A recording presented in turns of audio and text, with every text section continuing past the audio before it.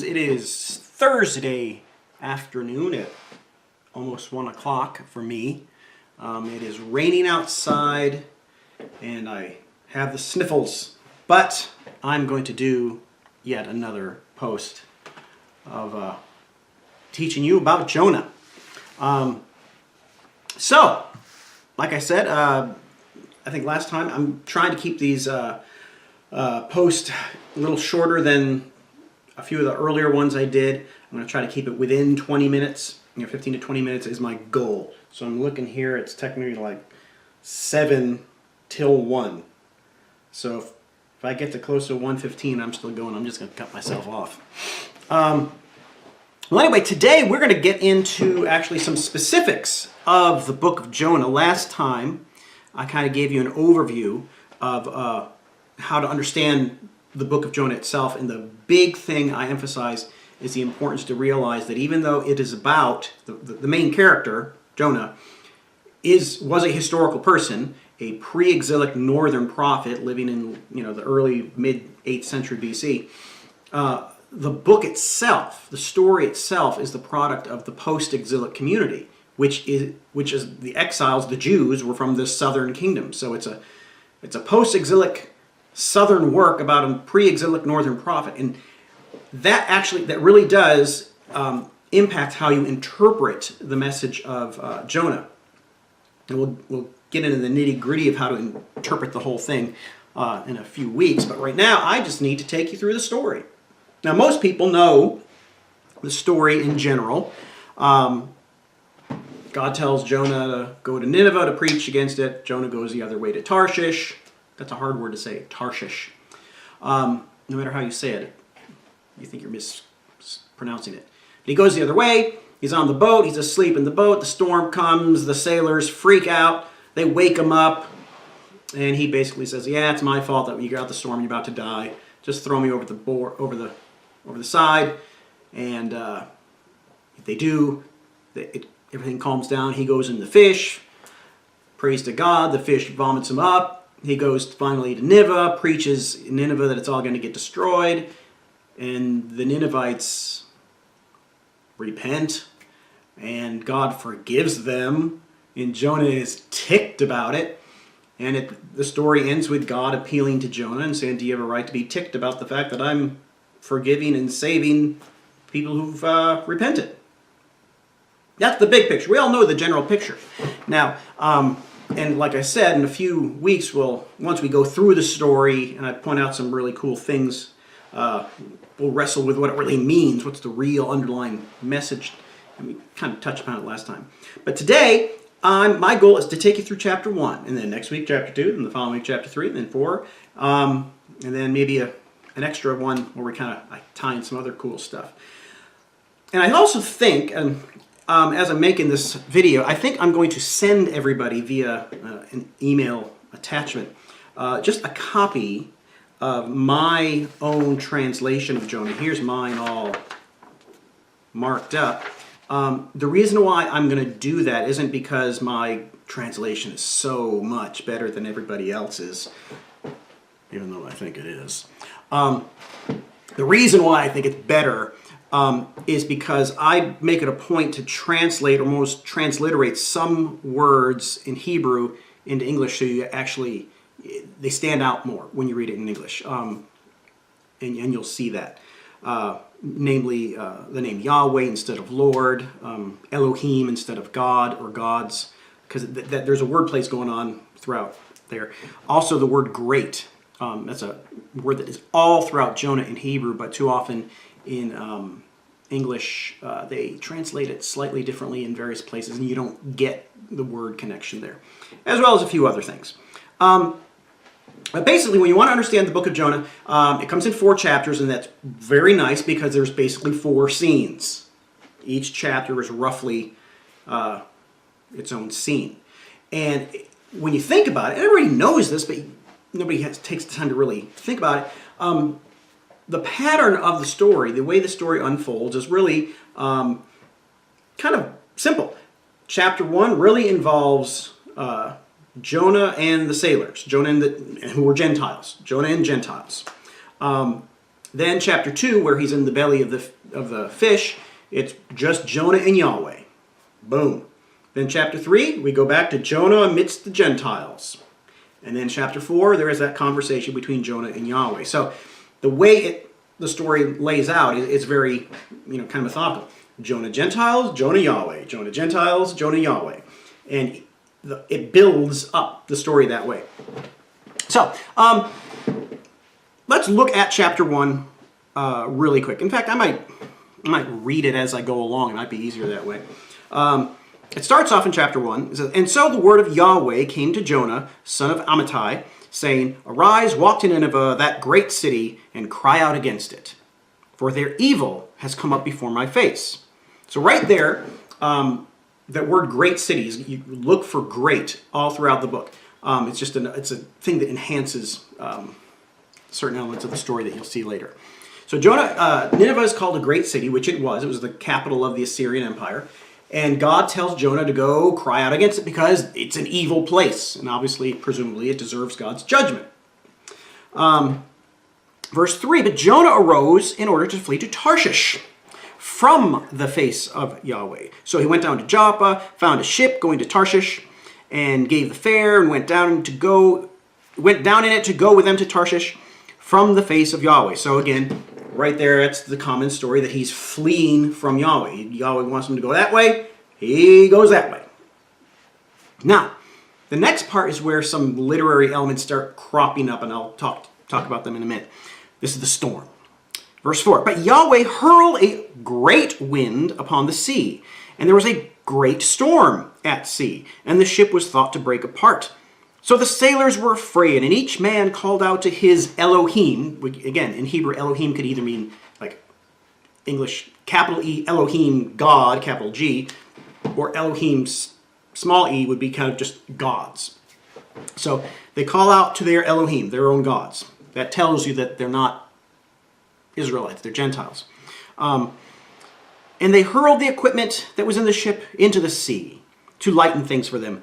Oh, but Jonah had gone down to the inner recesses of the vessel and was lying down and was asleep. So the chief sailor approached him and said to him, "What are you doing asleep? Arise, cry out to your Elohim. Perhaps the Elohim will think about us and we will not perish." And each man said to his companion, "Let's all go and make the lots fall. So then we will know on whose account this evil has come upon us." So they let the lots fall, they cast lots, and the lot fell upon Jonah. Let's stop right there. You have this, the picture you get here is of Jonah in a boat at sea, asleep in the recesses of it. And there's this giant storm at sea, and it's threatening to break the boat apart. In the ancient world, you have to realize the imagery and the metaphor of what the sea is. Yes, in the story, we can presume the sea would be the Mediterranean Sea. But in the ancient world, the sea is a little more than just a literal piece of water. I mean, it is in the story, but it also against the backdrop of the Sea of Chaos. In ancient Near Eastern mythology and creation stories, there's the Sea of Chaos, and the gods fight, and land comes up out of the sea, and that's where human beings eventually are put. In Genesis 1, it's kind of the setting is similar. It starts off with the Sea of Chaos. In the beginning, when God created the heavens and the earth, darkness was on the face of the deep. The deep, the Tehom, is understood to be the Sea of Chaos, the abyss, the waters of chaos. The difference is, in Genesis, is that the one true God, the one true Elohim, doesn't have to fight anybody, doesn't have to fight the giant sea serpent or anything. He is in control of it, and he calls up land out of the sea. But the sea is always there. You know, when Genesis, he set limits, so the sea cannot go further, and there's verses like that throughout the Bible. There's limits to what chaos and destruction can do. God's in control, but the chaos of the sea is always there. And so here, when you get the picture of Jonah going in a boat on the sea, it's the Mediterranean Sea, but it's also in the background this idea of the Sea of Chaos, okay? And God is in control of it. That's important to realize. In any case, they wake him up, which right there is kind of weird. If you have a violent storm at sea, you're a really heavy sleeper if you're sleeping. But that being the case, they cast lots. It falls upon Jonah, and so they say, okay, you're clearly the reason for this horrible storm. So they said to him, tell us on whose account this evil is upon us. This is verse 8. What's your occupation? Where have you come from? What's your land? What land do you come from? What people are you? From what people are you? And so he said to them, I am a Hebrew, and I fear Yahweh, the Elohim of the heavens, who made the sea and the dry land. And the men feared a great fear and said to him, well, what's this that you've done? So right there, when they interrogate Jonah, he reveals to them that he is an Israelite, a Hebrew, who worships the one true God, Yahweh. Okay, so he's revealing to them actually the truth about who the true God is. And it's kind of ironic because he's in the middle of disobeying that very God and he's running away. And that's why the storm has come upon them. So in his disobedience, in a weird way, he reveals to these pagan Gentiles something about the true God. Kind of interesting. Anyway, they want to find out what he's done that has brought the storm upon the sea. For the men had known, now they know, that he was fleeing from the face of Yahweh because he had told them. Then they said to him, well, what should we do with you for the sea to quiet down for us? For the sea was going and storming. And so he said to them, well, lift me up, hurl me into the sea, and the sea will quiet down for you. For I know that it is because of me that this great storm has come upon you. But then we're told that the men, the Gentiles, don't want to do that. They don't want to throw somebody overboard. That's, kind of mean. So, in verse 13, we're told that the men rowed to try to return to the dry land. Now that phrase, the dry land, is kind of significant. Again, you go back to Genesis 1. The first vision, the first image you have in Genesis 1 after God is that of the great sea of chaos. And the thing that God does when he brings about his creation, the first thing he does when he actually brings the creation about is he brings land, dry land, from the sea. It's the same word in Hebrew here that is in Genesis. So right there you start getting images that should recall the creation account. The sea of chaos. The true God is the creator of everything. He brings land out of the sea. And so they're trying to get back to dry land themselves, but they can't. But they weren't able to, for the sea was going and storming against them. And so, and this is really important because you have to remember, these are pagan Gentiles. Verse 14, so they cried out to Yahweh, and they said, oh, please, Yahweh, don't let us perish because of the soul of this man. Yet do not put upon us innocent blood. You, O Yahweh, have done as you have pleased. Translation, they're going to throw Jonah overboard, but they're praying to the true God and asking him for mercy for what they're about to do. But they're saying we have no other choice. But the key is these Gentile sailors are crying out to the true God. And how did they come to the knowledge of the true God? Through Jonah's disobedience, ironically. So, verse 15, they lifted Jonah up and they hurled him into the sea. They lifted Jonah up and hurled him into the sea. I have a typo there. And they lifted Jonah up and they hurled him into the sea, and the sea stopped from all of its raging. And then the men feared a great fear toward Yahweh. And they sacrificed a sacrifice to Yahweh, and they vowed vows. Okay, that's the end of chapter 1. Now again, you're so familiar with the story, you might miss some of the significant things here. The Genesis connections of the Sea of Chaos and dry land. Also, the fact that these are Gentile pagan sailors. And it is because of Jonah's disobedience that they come to a knowledge of the true God. And this is another interesting thing, is that once they throw him overboard and the sea quiets down, that last verse, But it says they sacrificed a sacrifice to Yahweh and vowed vows. From a Jewish Israelite perspective, where is it do you go to offer sacrifices to Yahweh?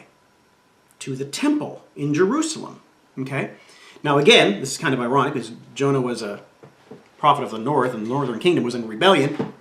File that away. But the point is, from a biblical Old Testament perspective, when you offer sacrifices to Yahweh and make vows to Him, you do it at the temple. Now again, here, they don't literally go to the temple in Jerusalem, but the idea is they are doing things that good Israelites would do in the temple. In a sense, these Gentile sailors have come to a knowledge of the true God, and they are now worshiping Him. All because of Jonah's disobedience, which again is kind of interesting. So that's the opening scene. Now, with the few minutes that I have left, and maybe I'll touch upon this in a later episode, is if you're a really good biblical scholar or know your Bible, you should realize that that story sounds very similar to a New Testament story in the Gospels, where Jesus is in a boat with the disciples and the storm comes and they say, hey, we don't want to perish, and he's sleeping, and they wake him up, and then they say, we don't want to perish. And then he quiets the wind and the sea. And the disciples are like, who is this guy? Well, the gospel story in Mark and Matthew there, they are intentionally alluding to this story. And that's a whole other issue. But what you have to see is that in the Gospels, when they tell the story about Jesus calming the wind and the sea, they're making an allusion to the Jonah story to try to get you to see something about who Jesus is. The setting is the same. Jesus is kind of like Jonah as the setting of the story goes, but he didn't rebel like Jonah did, and he doesn't get thrown into the sea because he's the one who calms the sea. Now, in the Jonah story, who is the one who calms the storm? It's the one true God, Yahweh.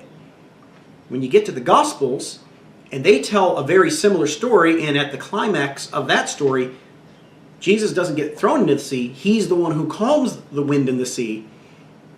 A good biblical reader who knows his Old and New Testament will see that and go, oh, Matthew and Mark are saying that Jesus is doing something that only Yahweh can do. And the disciples don't quite get that yet. That's why they say, who is this guy? They know he's a prophet. They think he's the Messiah. But when he starts calming the wind and the sea, you can kind of see that the disciples are freaking out. They don't get it yet, but we do. Those gospel stories are basically making the claim that Jesus is on par with the God of Israel. And so that's kind of an interesting thing. But right now, that's how the whole story sets up. And we'll build on that next time when Jonah goes into the sea and gets swallowed by the great fish. But for now, in the first scene, that's what you want to keep in mind. If you look at my translation, you notice recurring words. Think about the Genesis creation connections, some things there. And then also the fact that these are Gentile pagan sailors who come to a knowledge of the true God, ironically because of Jonah's disobedience. So, there you go. I got in within 20 minutes, I think.